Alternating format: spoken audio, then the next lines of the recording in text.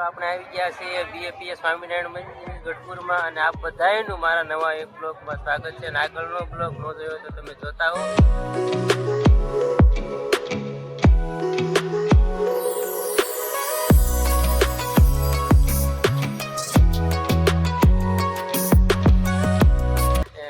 Video ગમે તો like કરજો, ચેનલમાં નવો હોય તો સબસ્ક્રાઈબ કરજો, તો વધુમાં વધુ શેર કરજો. આજે બીએપીએસ મંદિરની અંદર શિબિર છે, મહાપ્રસાદનું પણ આવ્યું છે, તો આપણે આવી ગયા છીએ. તો તમને પણ શિબિરના થોડાક લાભ દેવડાવી તો વિડીયોમાં બધા બનાવી દે.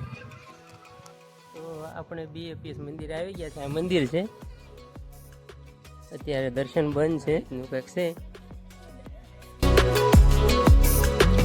અને અહીંયા છે પ્રદર્શન વિભાગ. ચાલો આપણે જઈએ.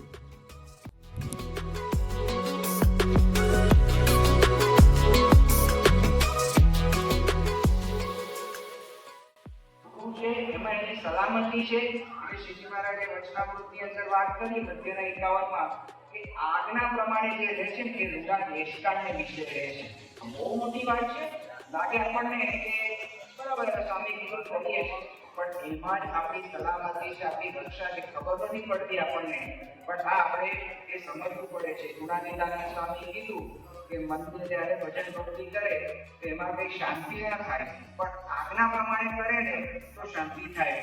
કારણ કે પ્રધાનતા આજ્ઞાની છે. આપણે ત્યાં આ સમજવાની જરૂર છે.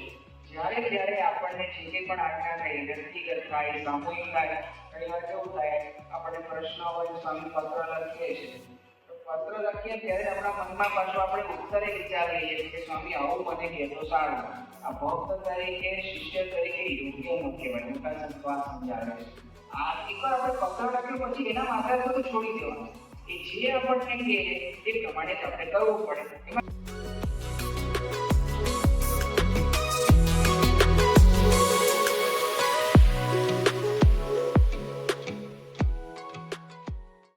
જમવા માટે આવી ગયા છે. ચાલો જમવા.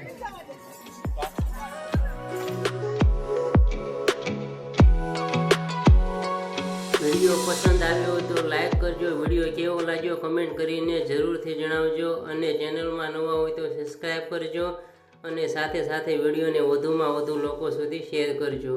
હર હર મહાદેવ.